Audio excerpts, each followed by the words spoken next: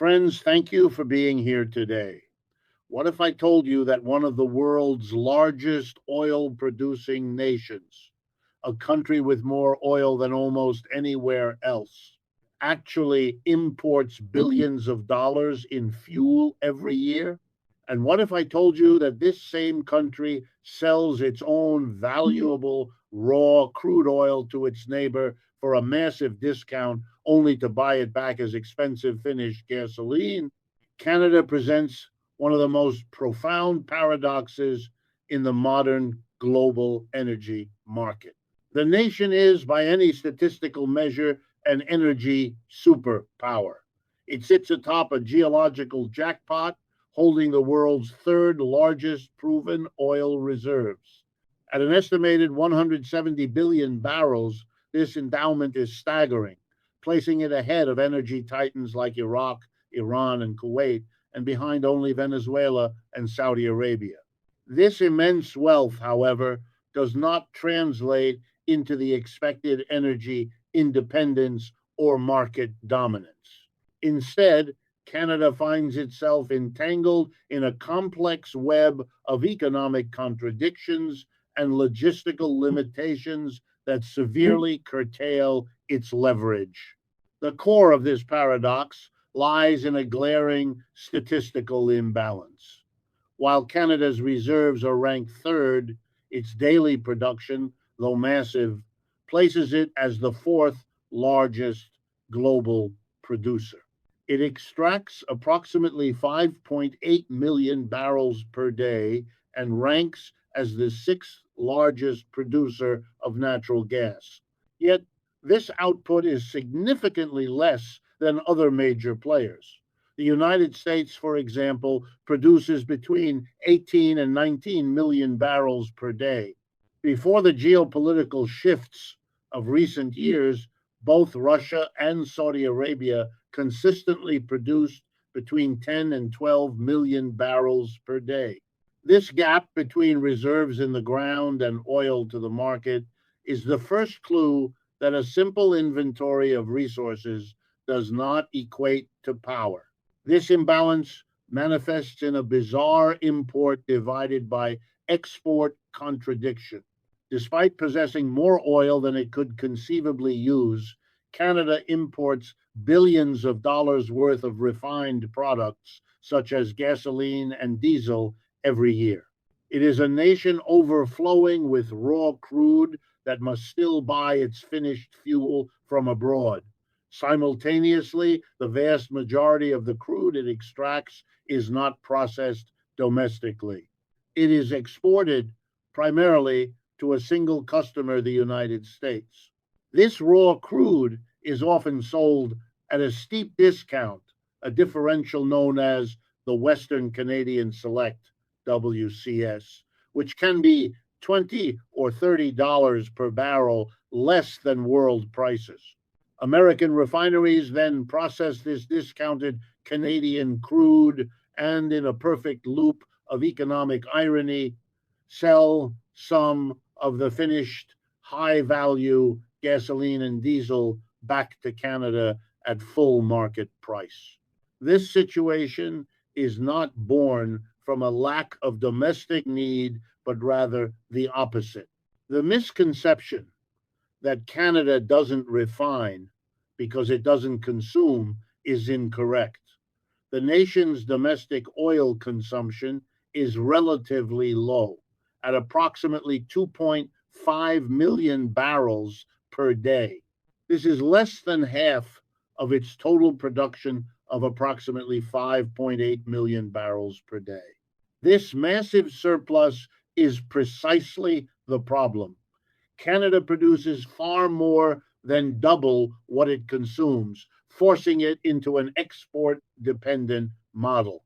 It must sell its oil, but as we will see, it is trapped in a system where it can only sell its raw, unfinished, and least valuable product. To understand why it's trapped, we have to look at the root challenge, the very nature of the resource itself. The fundamental obstacle to Canadian energy autonomy is not economic or political, but geological. When one pictures Canadian oil, it is crucial to erase the image of light, sweet, crude, gushing from a desert well. That is not Canada's reality. An overwhelming 97% of its reserves are not conventional oil. They are located in the Athabasca oil sands of northern Alberta, existing as bitumen. Bitumen is a substance that bears little resemblance to conventional crude. It is a thick, heavy, tar like substance, often described as having the consistency of cold molasses. It is not a liquid that can be pumped. It is a dense hydrocarbon mixed intimately with sand and clay. This physical property dictates its entire life cycle from extraction to refinement and imbues every step with immense complexity and cost. Extracting this resource is a feat of engineering, requiring methods far more complex and energy intensive than traditional drilling. For bitumen deposits close to the surface, the process is colossal scale surface mining. This involves clearing the boreal forest and digging up the oil sand using trucks the size of houses, which then transport it to processing plants. For deeper deposits, an in situ method is required, most commonly steam assisted gravity drainage, SAGD. This involves drilling pairs of horizontal wells and injecting massive quantities of steam generated by burning natural gas deep underground to heat the bitumen, melting it enough to allow it to be pumped to the surface. Both methods are enormously expensive and burn a massive amount of energy just to produce the raw material. Once extracted, the challenge of transportation begins. The bitumen is still too thick and heavy to flow through a pipeline. To make it mobile, it must be mixed with expensive lighter hydrocarbons or diluents, creating a cocktail known as dilbit, diluted bitumen. This process is itself a significant economic drain. Nearly one third of every barrel of dilbit shipped is not sellable oil at all. It is the expensive diluent that must be transported along with the crude, effectively reducing the net value of every shipment. Finally, should this bitumen reach a refinery, it presents the ultimate chemical challenge. Bitumen is classified as a low quality, dirty crude. It is heavy, high in viscosity, and loaded with contaminants like sulfur and heavy metals. It cannot be processed by a standard refinery. It requires highly specialized, multi billion dollar processing units, specifically cokers and hydrocrackers. These units are designed to operate at high temperatures and pressures to crack the long, heavy hydrocarbon molecules into smaller, usable ones like gasoline and diesel. This is where the Canadian infrastructure fails. The country's fleet of approximately 15 refineries are, for the most part, older, smaller scale facilities built decades ago. They were designed to process the light conventional crude that was once Canada's primary output, not the heavy sour bitumen from the oil sands. The entire nation's refining capacity is only about 1.9 million barrels per day. Its oil production, however, exceeds 4.7 million barrels per day. Even if every single Canadian refinery ran at maximum capacity, they could not process even half of the oil the country produces. The resource itself, in its very chemical makeup, renders Canada's domestic refining infrastructure obsolete and insufficient. But let's say Canada decided to build new specialized refineries. Even if it had the political will and financial capital, it would run into a massive domestic trap. This trap is set by two immutable barriers: its own geography and climate. These factors create a logistical nightmare that makes building new domestic refining capacity an almost impossible economic proposition. The first issue is a profound geographic disconnect. Canada's oil is in the wrong place. The oil sands are located in the remote, landlocked region of northern Alberta, centered around Fort McMurray. This area is hundreds of kilometers from any major city. The primary market for refined fuels, however, is not in northern Alberta. Nearly 90% of Canada's population lives in a narrow, dense corridor along the United States border, thousands of kilometers away in cities like Toronto, Montreal, and Vancouver. This creates an intractable transportation dilemma. Refined products like gasoline are volatile, flammable, and more expensive to transport safely than raw crude. Refineries are almost always built near their customers in major population centers or at deep water ports for easy export. Canada has two bad options. It could build the refinery near the oil in Fort McMurray, but it would then incur massive permanent costs shipping the finished gasoline and diesel across mountains and prairies to the distant population centers. Alternatively, it could build the refinery near the people, for example, in Ontario, but it would then incur the equally massive cost of shipping the raw, heavy crude thousands of kilometers from Alberta to the refinery before it is even processed. Either way, geography eats the profit margin before the refinery even begins operation. This geography is not just empty distance, it is actively hostile terrain. The oil in Alberta is walled in by natural obstacles. To the west, the Rocky Mountains form a formidable barrier, making pipeline access to the Pacific coast incredibly difficult and expensive. To the east, the Canadian Shield, a slab of billion-year-old rock, resists tunneling and makes pipeline construction a slow, costly battle. To the north lies the unstable, thawing permafrost and muskeg bogland.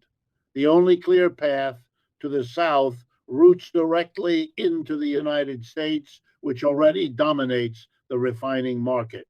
Compounding this is the second immutable factor: climate. Building and operating a refinery in Canada is significantly more expensive than in warmer climates like the US Gulf Coast. The construction phase is crippled by Alberta's winters, where temperatures regularly drop to negative 30 or negative 40 degrees Celsius. At these temperatures, concrete cannot cure, steel becomes brittle, and equipment freezes. Construction work essentially stops for months at a time. A refinery that might take 3 years to build in Texas could easily take 5 years in Alberta. Those extra years add billions in financing costs, inflation, and delayed revenue. Once built, the operational costs are staggering. A refinery must run 24 hours a day, 7 days a week, 365 days a year. In a Canadian winter, this requires a constant, enormous expenditure on heating just to prevent pipes, tanks, and equipment from freezing. It requires expensive, heavy duty insulation on every component.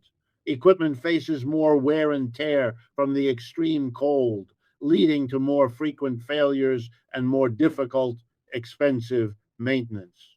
Furthermore, the Canadian market itself fluctuates.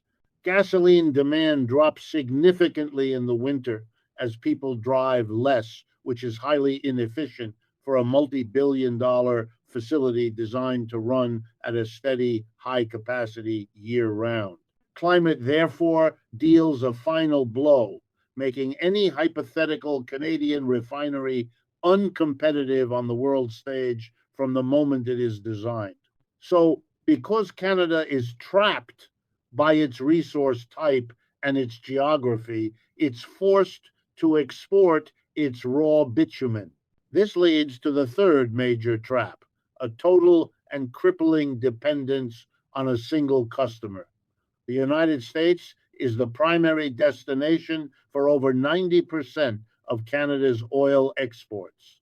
This single customer stranglehold obliterates Canada's market leverage. When you only have one buyer, that buyer sets the price.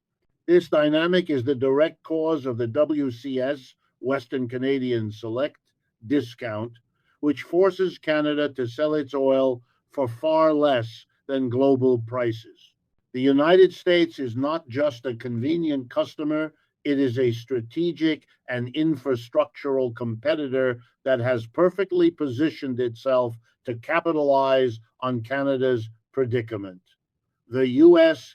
Gulf Coast, specifically Texas and Louisiana, is home to one of the world's largest and most sophisticated refining complexes.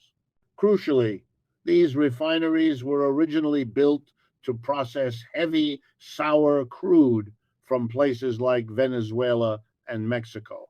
When Canada's oil sands production boomed, these American refineries were perfectly designed and perfectly located to take advantage of this new, cheap, and abundant source of heavy crude. The U.S. holds every infrastructural advantage. Its Gulf Coast refineries enjoy massive economies of scale, processing far more oil than any Canadian facility. They benefit from mild climates, which dramatically lower both construction and operational costs. Most importantly, they have direct access to deep water ports and global shipping routes, allowing them to sell refined products to the entire world, a market Canada cannot reach. A Canadian refinery, crippled by geography and climate, simply cannot compete on cost, scale, or location. This economic dominance is reinforced by deep geopolitical integration. The US Canada relationship, while friendly, is one in which the US holds dominant economic and financial leverage. Canadian export routes, the pipelines, rail networks, and port access are all deeply integrated with and often controlled by US interests. In recent decades, Canada has recognized this dangerous dependency and has tried to diversify by building pipelines to its own coasts to access global markets. These efforts have been almost universally blocked by a combination of internal political opposition and environmental activism. The Energy East pipeline, which would have carried oil to the Atlantic coast for export to Europe, was canceled in 2017 after years of regulatory delays and intense political opposition. The Northern Gateway pipeline, which would have provided access to the Pacific coast, was canceled in 2016 due to widespread indigenous and environmental concerns. This internal hyper-environmentalism, driven by powerful NGO pressure groups that form a strong voter base for liberal parties in both Canada and the US, has actively worked to block new fossil fuel infrastructure. A prime example is the Keystone XL pipeline, which was ultimately blocked in the US. The one project that has succeeded, the Trans Mountain expansion to the Pacific, was finally completed in 2024 after more than a decade of legal battles and ballooning costs. However, even this new access provides limited relief. Asian markets like China, India, and South Korea have their own massive modern refineries. They do not want to buy expensive refined gasoline from Canada. They want to buy the same thing the US wants: cheap, raw crude, so they can capture the refining value themselves. The pipeline, therefore, reinforces Canada's role as a raw material exporter rather than breaking it. But this story of failure goes even deeper than simple opposition. The inability to build new infrastructure like pipelines or refineries is now systemic, woven into Canada's political, legal, and financial fabric. Global financial capital, which is essential for these projects, is notoriously risk averse. A new world scale refinery or a cross continental pipeline is a multi decade commitment, often costing between 10 and $20 billion and requiring 10 to 15 years to move from proposal to profitability. Investors must be confident that the rules will not change halfway through the game. In Canada, that confidence has evaporated. A primary driver of this uncertainty is Canada's own political structure. Unlike the United States, Canadian provinces hold immense power over resource development. A project like the Energy East pipeline had to negotiate passage through 6 different provinces, each with its own premier, its own political agenda, its own environmental regulations, and its own election cycle. A change in government in just one of those provinces could and did effectively derail the entire multi billion-dollar project, leaving investors empty handed. This creates a patchwork of moving targets that is impossible to manage. Furthermore, the legal landscape has been fundamentally altered by the rise of Indigenous sovereignty. This goes far beyond the Indigenous opposition mentioned with Northern Gateway. Decades of landmark Supreme Court of Canada rulings have affirmed that First Nations are not merely stakeholders to be managed. They are rights holding partners with a constitutionally protected duty to consult and accommodate. In practice, this has granted many First Nations significant and, in some cases, effective veto power over any project that crosses their traditional unceded territories. For an investor, this introduces a profound layer of legal and social uncertainty that cannot be easily quantified or managed on a spreadsheet. Finally, this political and legal fragmentation is compounded by a complex and ever shifting federal regulatory environment. The implementation of ambitious federal review processes, such as the Impact Assessment Act, has created a gauntlet for proponents. These reviews are lengthy, incredibly expensive, and subject to legal challenges at every conceivable step from a multitude of well funded opposition groups. When you combine this shifting multi year regulatory process with fragmented provincial politics and powerful Indigenous legal rights, you create a level of political risk that is simply too high for most private capital. Why would a pension fund sink $10 billion into a Canadian project that could be canceled by a court ruling or a provincial election 5 years from now, when they could invest that same money in the far more predictable, stable, and lower cost environment of the U.S. Gulf Coast? They wouldn't. This financial reality, born from Canada's own internal complexities, is the final lock on its geographic and economic trap. When you look at this whole story, what you see is a classic modern example of the resource curse, a phenomenon where a country's abundant natural resources paradoxically lead to worse economic outcomes. Canada is locked in the economic model of a resource colony. It exports its cheap raw materials, and B is forced to import expensive finished goods. This national predicament is not the result of a single correctable failure. It is not for a lack of technology, as Canada possesses world class engineers. It is not for a lack of money, as it is a wealthy country with access to capital. It is not even for a lack of political will, as governments have tried and failed to solve this puzzle.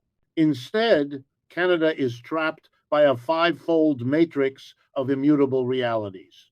First is geology. The oil itself, bitumen, is a heavy, dirty, and difficult to refine substance.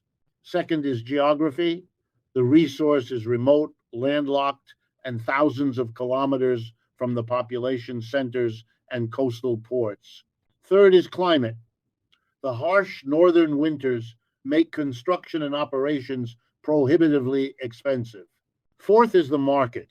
The domestic population is too small to justify the multi-billion-dollar investment in world-scale refineries, and its only neighbor, the US, is also its biggest competitor. And fifth is politics. A total dependency on the US market combined with fierce internal environmental opposition has blocked every attempt at diversification. Ultimately, Canada has the oil, but geography, geology, and economics determine who captures its value. In this case, those forces have decided that the value belongs to whoever controls the refineries, and that, quite simply, is not Canada.